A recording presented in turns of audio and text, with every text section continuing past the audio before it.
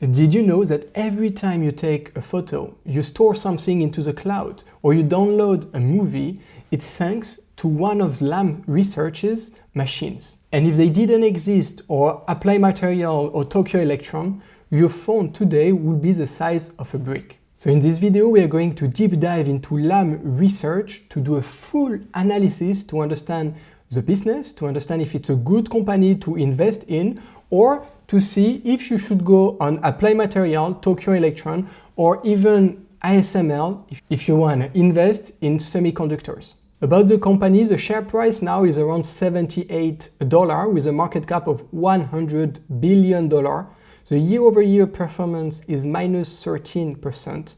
The actual PE ratio is 24. The forward PE is 20. So with that low forward PE, 20 is not really low, but if you compare to the market right now, 20 is kind of low. Is it a buy opportunity? Or you should go on ASML, Applied Materials, which one to pick? And you will see during the video that the choice is not that easy, and surprisingly, I will not go to the one you think. So far, for the last 5 years, LAM Research performed 207%, that totally outperformed. In this video, we're going to talk about the business, the numbers, the moat of this company, if she has one, the value, what I don't like about all of this, and of course, what I like. The history of the company starts in 1980, when David LAM founded the company, started a small operation focused on developing innovative etching technology for semiconductor industry. David LAM was former engineer in Xerox, HP, and Texas Instruments. He will leave the company only 5 years after, 1 year after the IPO, which was in 1984. So LAM Research went public in 1984, listing his share on the Nasdaq Stock Exchange under the ticker symbol RCX. In 2012, they did the acquisition of Novellus Systems, a leading provider of advanced thin film deposition and surface preparation solutions, for $3.3 billion. This acquisition significantly expanded LAM's product portfolio and market reach, solidifying its position as a key player in the semiconductor equipment industry. In 2016, they tried to acquire KLA Tencor, which was Terminator. So in 2016, LAM Research announced a $10.6 billion deal to acquire KLA Tencor, a major supplier of process control and yield management solutions. However, the deal was terminated due to regulatory concerns. This even highlighted the competitive and regulatory change in the semiconductor industry.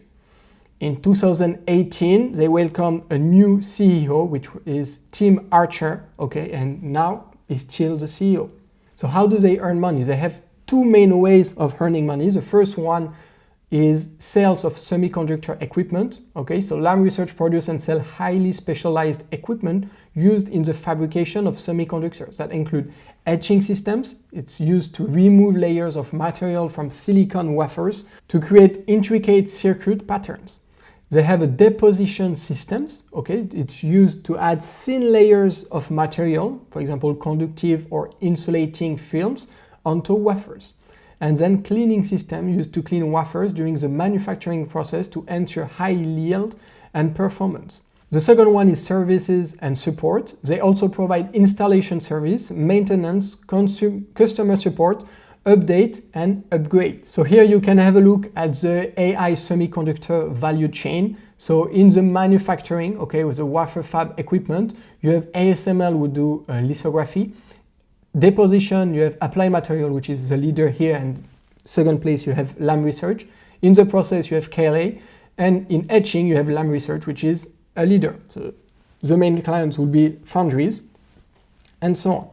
You can see here, for example, number 5 is lithography, so it's where you have ASML, and number 6 will be the etching, where LAM Research is here. It's the 6th step in the chip fabrications. So the sales is 59% sale of machines, systems, and so on, and 41% customer support. And this is something very good, because if you compare to Applied Materials or Tokyo Electron, which are the two main competitors with LAM Research, they don't really have a lot of customer support revenue, which are kind of recurring revenue, high margin revenue. It doesn't come from the machines and so on. It's come from the machine, but you don't need to, it's after you sold the machine. So it's increased lifetime value for the client and each product that they could sell. And it's not well developed for the other companies. It's way better developed in LAM Research. So it's something which is very good to note. So who are the clients? First, you have foundries, and mostly it will be foundries, whatever it is, it's mostly foundries. So Taiwan Semiconductor, Samsung, Intel, they need LAM Research for advanced etching, deposition, and cleaning solution for cutting-edge nodes, for example, 3 nanometer, 5 nanometer, and high volume manufacturing. LAM Research have a good position in it because they are one of the only ones that can go create very, very, very small chips. So after the lithography from ASML that can go very small, most of the time you will need LAM Research because they have an advantage in technology here where they can go extremely small as well. You then have memory manufacturers. LAM Research is really also advanced in the memory area. Okay, they have a very good market share here. They dominate this market, like SK Hynix, Samsung, Kioxia, for specialist equipment for 3D NAND, flash memory, and DRAM production, which require precise etching and deposition technologies. And also integrated device manufacturer, IDMs, so Intel, Texas Instruments, Global Foundries, for versatile equipment for both logic and memory chip production, as well as support for legacy nodes. The sales by country, you have 42% from China, 19% Korea, 11% Taiwan, 10% almost Japan, 7.5% USA, 5% Southeast Asia, and 5% Europe. Here, the thing that can be problematic here is more than 85% of the revenue are coming from Asia. With the tariff wars that Trump is doing, with all what's happening, it can be a serious problem to have 85% of your revenue coming from Asia. We cannot predict the future. We don't know how it will be in the future, but it's something to note that 85% of the revenue are coming from this region. The market. So the semiconductor equipment, okay, it's supposed to grow between 7 and 9% CAGR till 2030. The etching equipment, this one should grow between 8 and 10% till 2030. The deposition equipment should have a cumulative annual growth rate between 7 and 9% per year till 2030. And the wafer fabrication equipment, same, between 7 and 8% per year till 2030. So it's overall a market that is growing. But what I like, you can have a look at the last investor presentation from LAM Research. They plan to grow faster than the market. They plan to gain market share, so grow faster than the growth that is expected to be on the market because they have a technological advantage and they seem that they have some good relation and getting better and better into the market. So they should grow faster than this. About competitors, the two main one, you have Tokyo Electron, and the second one would be Applied Materials. So for Tokyo Electron, they have less technological advantage than LAM Research. Okay, they don't dominate any market. They're in a lot of markets that, as you will see after, but they don't dominate any of them. They're generally second or third every time. It seems that they are not well positioned in the size reducing chip battle, but they have some market share everywhere. They could be a threat if they improve their tech. Their estimated revenue growth, it's 17%. So they really have a high growth potential, a high growth which is expected for this company from Japan. In terms of tech, they are good. I'm not saying they are bad or anything, but it seems that LAM Research is in advance compared to them, but we never know. Maybe they're working on something underground. Maybe they have something coming that can disrupt the market. But for now, it seems that LAM Research is in advance. The second one is Applied Material. And Applied Material, they dominate, okay, deposition market. So you have etching market, which is dominated by LAM Research, and deposition market, where LAM Research have good shares, is dominated by Applied Material. They are in a lot of different markets, so they are less focused on something, but they're doing kind of everything. They are bigger. I think they are twice the size of LAM Research, twice market cap as well. I think it's the market cap of Applied Material is around 200, 250 billion, while Applied Material is 100 billion. and their revenue is expected to grow by 6% per year for the next 2 to 3 years. Here you have an overview of the different steps in the wafer fab equipment, all the area, and you can see in deposition that you have first Applied Material, second LAM Research, third Tokyo Electron. In Thinning and CMP you have Applied Material, which is the bigger. In dry etching you have LAM Research first, then you have Tokyo Electron and Applied Material, which are second, okay? And then LAM Research will be as well in wet etching, where they are not first, they are third actually. Screen is number 1, Tokyo Electron is number 2, but it's a smaller market because they do less and less wet etching. Now dry etching is more common because they really need to go smaller, have more precision. So dry etching is way preferred than the wet etching. So it's kind of good that they're focusing on dry etching, but as you can see, it's a $17 billion market. It's expected, of course, to grow. They have 30% of this market, and the direction believes that they can have between 37 and 39% of the share of this market in 2028. So we'll see how they execute, but that's what they think. You can see in deposition, which is the biggest market, a bigger market, not the biggest, but a bigger one. Applied Material is dominating. We will see if LAM Research will be able to get more shares in it. They are pretty confident that they can, but it seems that for now, like the main market for them is dry etching. So the team, you have Timothy Archer, which is the CEO since 2018. He was COO in 2012. Okay, so since 2012 in the company. You have then Doug Bettinger, which is a CFO since 2013. So both of them have done a pretty good job because the company has been outperforming the market for the last 5 years. When it comes to the owners of the company, nothing particular to say here. It's mostly institutional. So you don't have the CEOs that still have 3, 4, 10% of the company. They are not really skin in the game here. When it comes to numbers, as you can see, we had a pretty solid growth score with 80%. So the future growth for the revenue is expected to be around 11% for the next 2 to 3 years. For the earning per share, 17.7%, which is pretty high. And the free cash flow is supposed to grow by 7.6% for the next 2 to 3 years. The revenue during the last 10 years, the CAGR was around 12.6%. The last 5 years, 3%. So slower growth for the last 5 years, and now the growth starts again with 19% growth last year. EPS, you can see the same thing, and free cash flow the same thing, higher than 20% before. Last 5 years, slower growth, and now it's starting to accelerate again with a predictability score from GuruFocus of 4.5 out of 5. The efficiency has always been pretty good, and now it's getting even better. Okay, you have the operating margin, which is growing around 17% 10 years ago, 27% 5 years ago, and now 29%. So very good operating margin. To remind you, we are looking for company with higher than 15% operating margin. So here's almost twice this.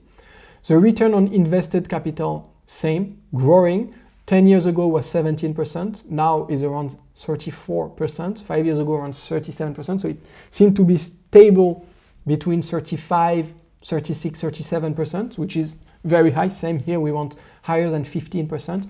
And return on asset, 10 years ago was around 8%, now is around 22%, which is very good.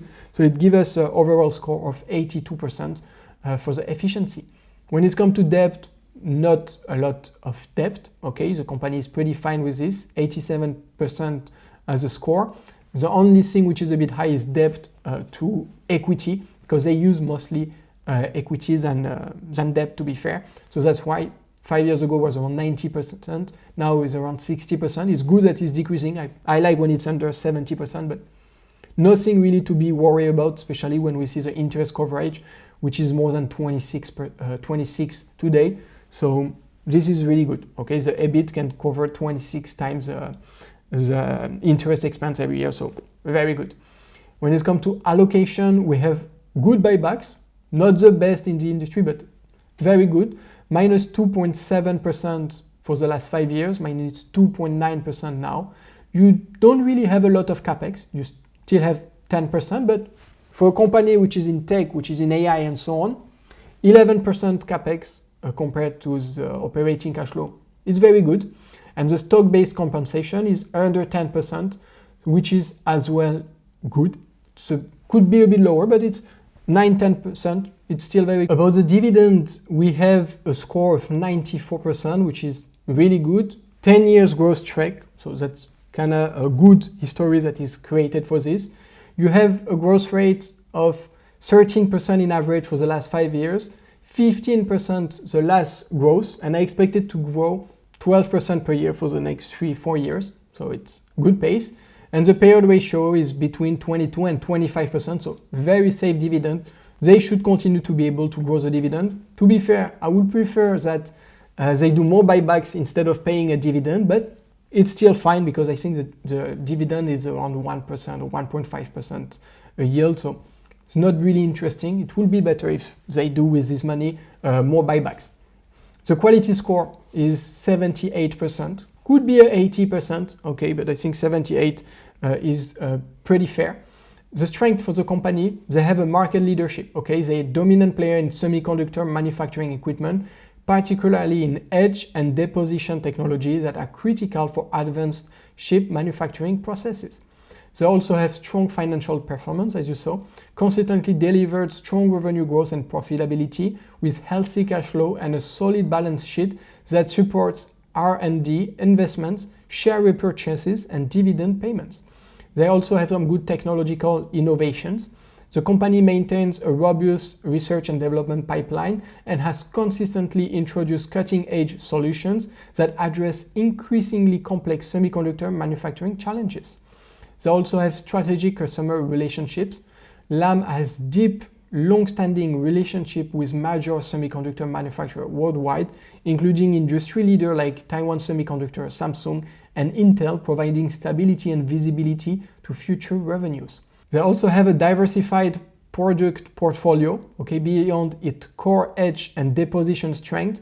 LAM has expanded into complementary segments like clean inspection and analysis tool, reducing dependence on any single technology area.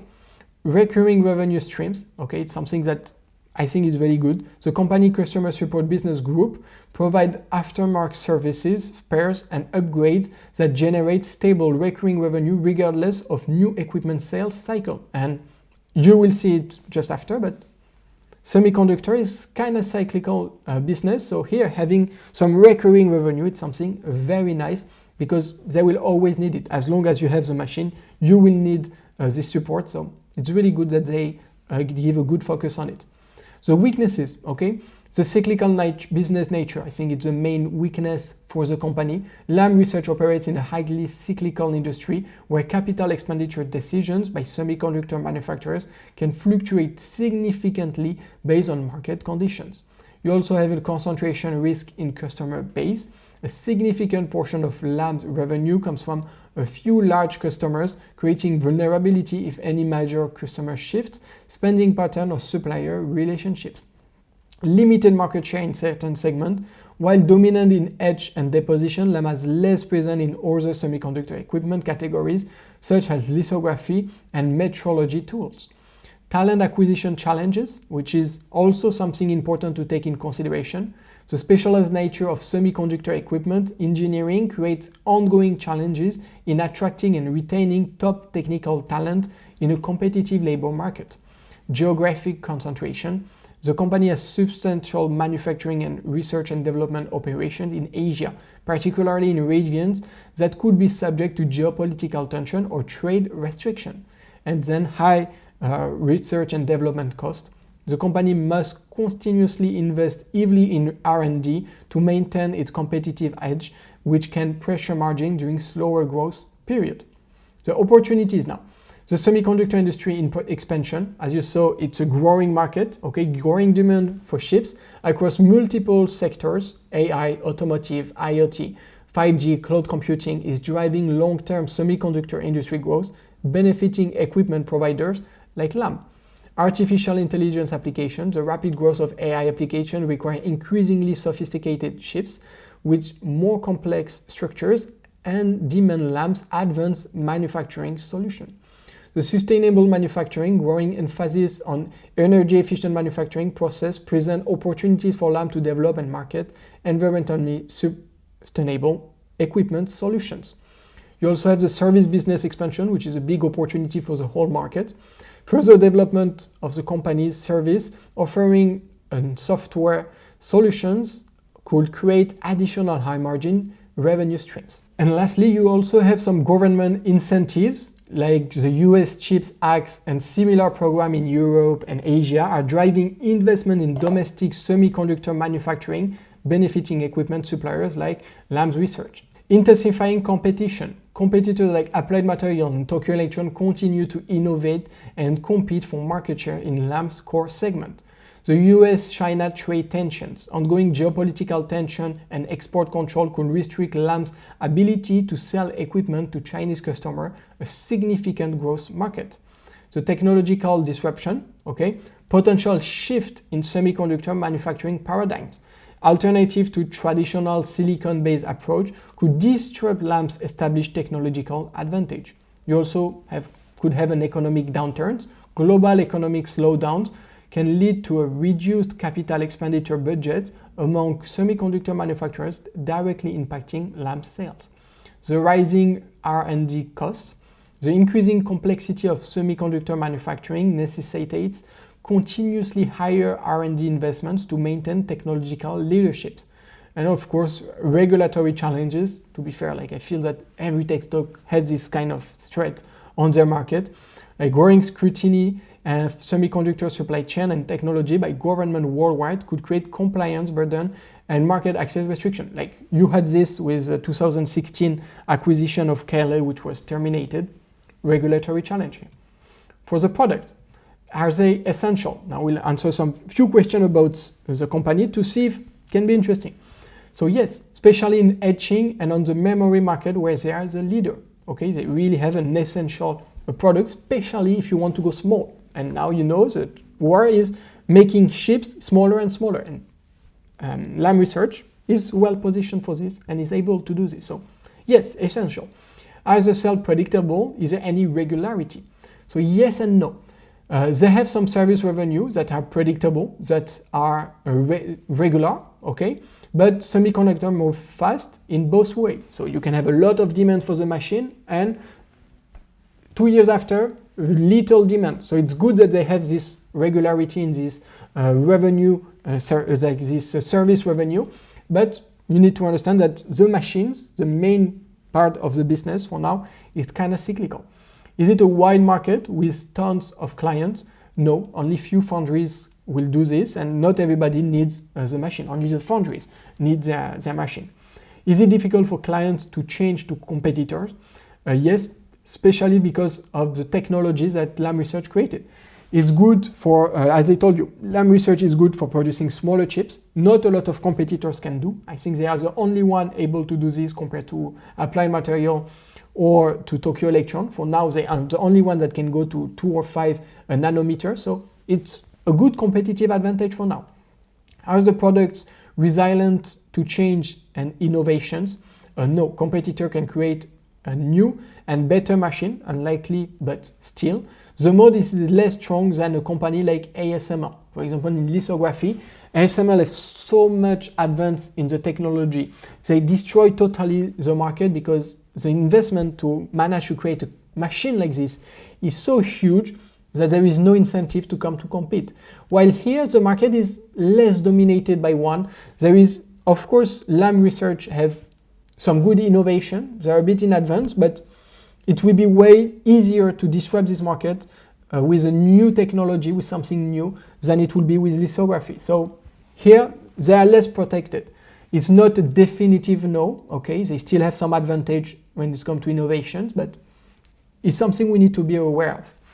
The position. Are they market leader? Yes, in etching. We could put them as leader in memory as well, but it's etching in memory. So globally in etching, yes. In deposition, they have a good place as well, but they're market leader. Is the market open or closed? Can competitors enter easily? The market is closed, very difficult to enter because of patent and research and development. It's also difficult to get the client because you have Taiwan Semiconductor, which is working with Applied Materials, LAM Research, and Tokyo Electron.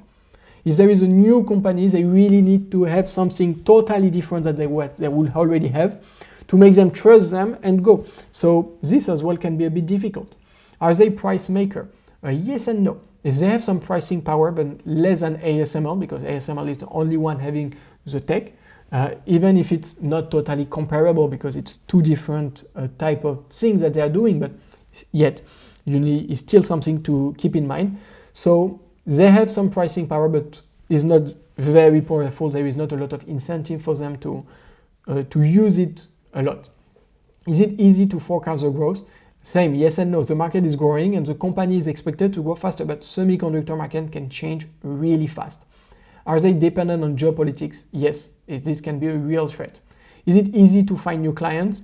No, the market is kind of small, so every time a new client will enter in the market, they will automatically go to them because they don't have hundreds of solutions to etch their chips. When it comes to the management, does the growth come from outside or inside?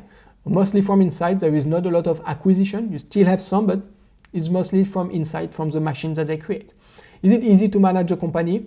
I feel it's easier than Tokyo Electron and Applied Materials because they are more focused on etching market and eventually deposition as well. So I feel it's easier because Applied Materials and Tokyo Electron, they are a bit everywhere. Here, they are focused on something, so I feel it's a bit easier to manage.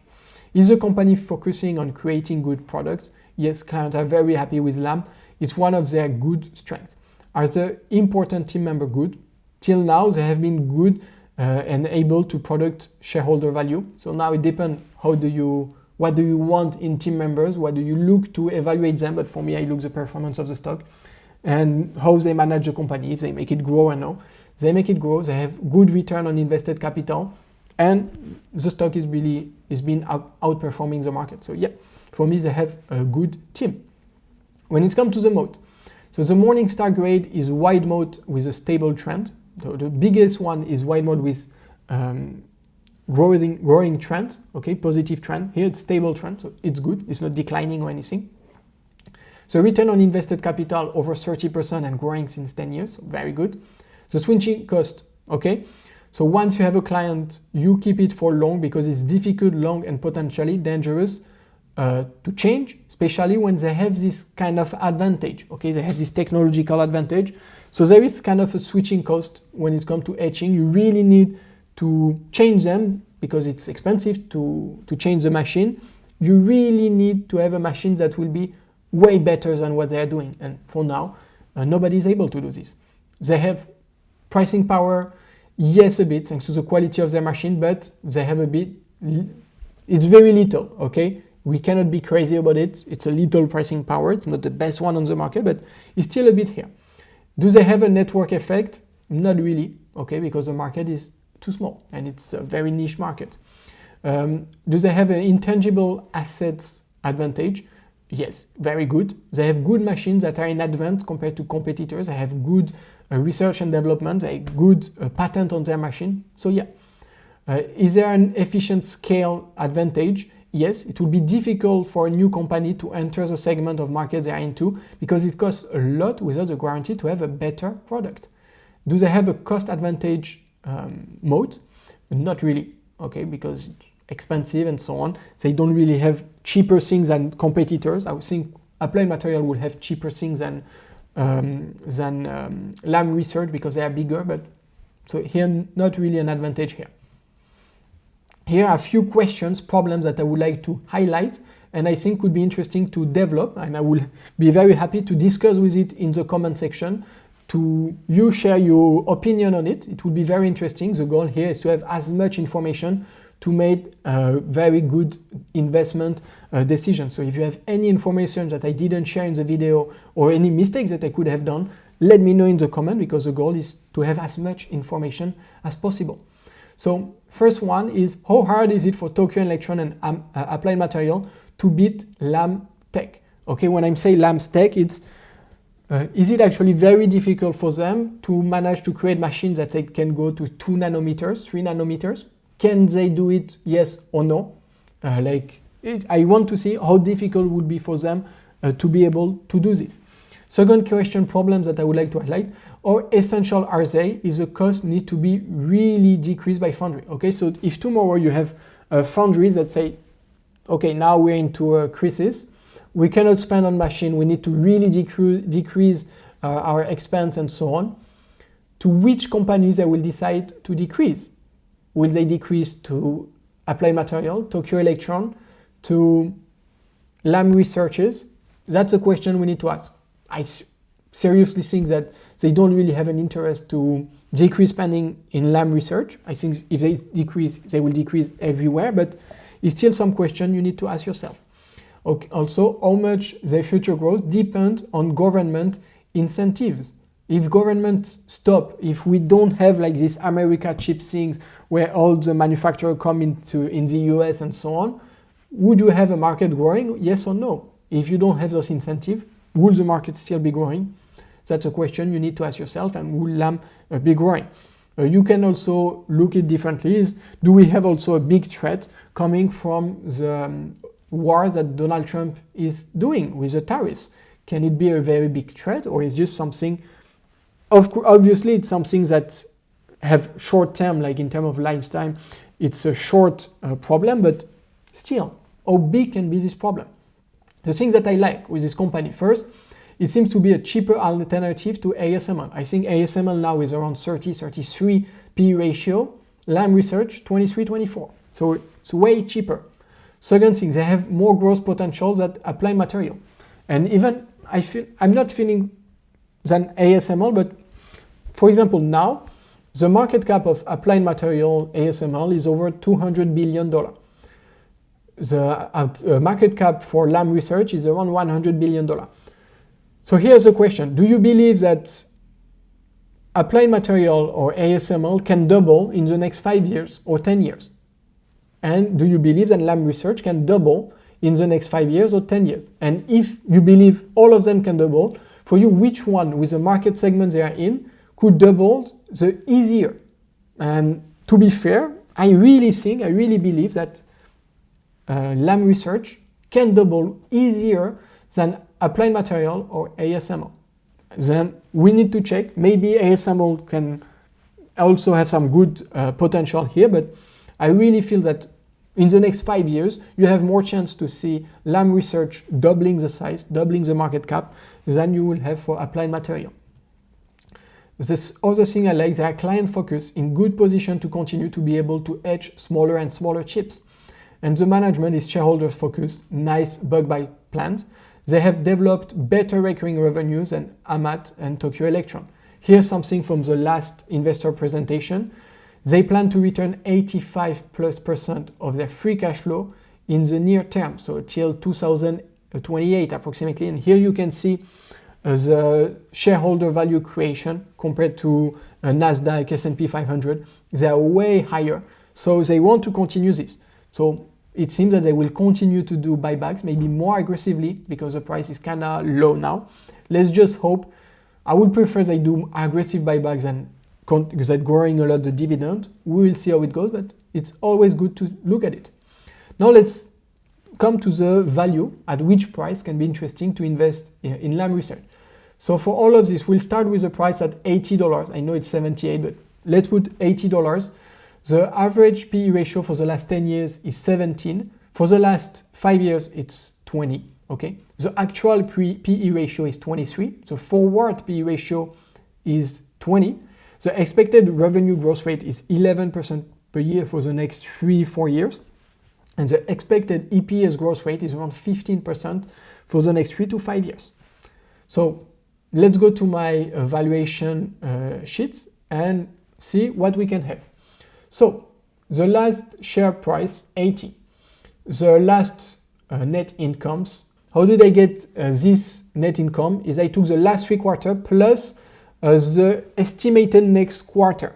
Okay, so like this, it's kind of fresh net income on 12 months based. So 4.6 billion.